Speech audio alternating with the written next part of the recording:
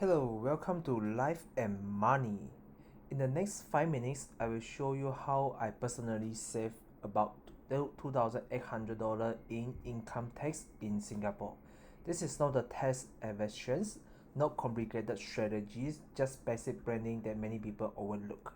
I will walk you through a real example using my own numbers, and I will show you exactly how SRS make the difference.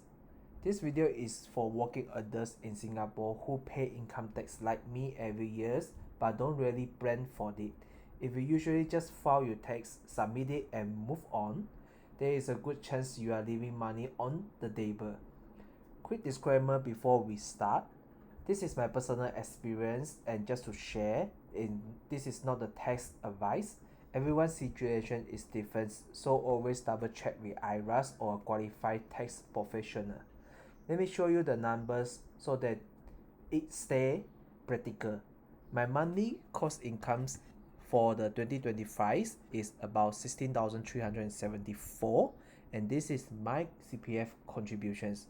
And to sum out all my monthly incomes, the total incomes for 2025 is about 196,000 and the total CPF contributions is about 17,340. So we less the CPF, the chargeable incomes is about 178,000. So in the income tax tiers in the IRAS, under this table, my incomes is in this range. So in this range, the first 160,000 I will need to pay 13,950 and the rest will be subject to 18% income tax. So with these ones, my first 160k I'm paying 13,950 and the balance of 18,000 is actually charged by 18%, which is about 3,300. So the total incomes that I need to pay for 2025 is about $17,338. So this is the normally if I just leave it to file the income tax, this is the amount that I need to pay. But if I'm using the SRS, okay, so the SRS contributions is for all the Singapore citizen like me is about $15,300.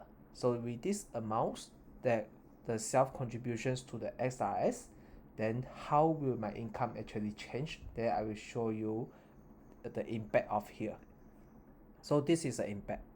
With the SRS, let's say that I top out my SRS to the max, which is about 15,300.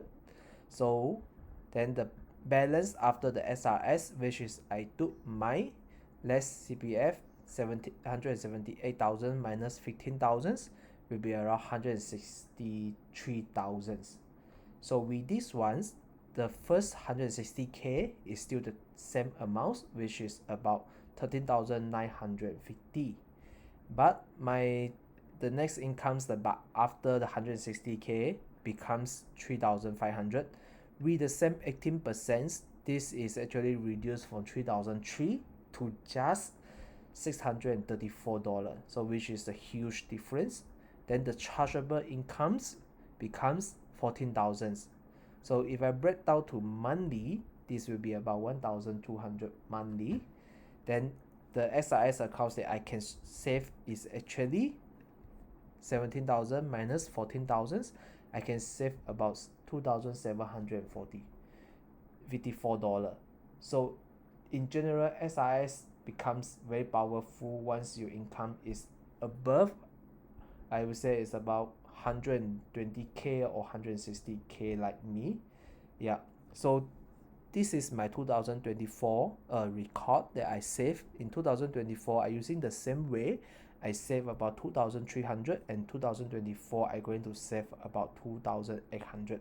So is this one accumulate yearly for over the 10 years I could save about close to 30,000 income tax saving.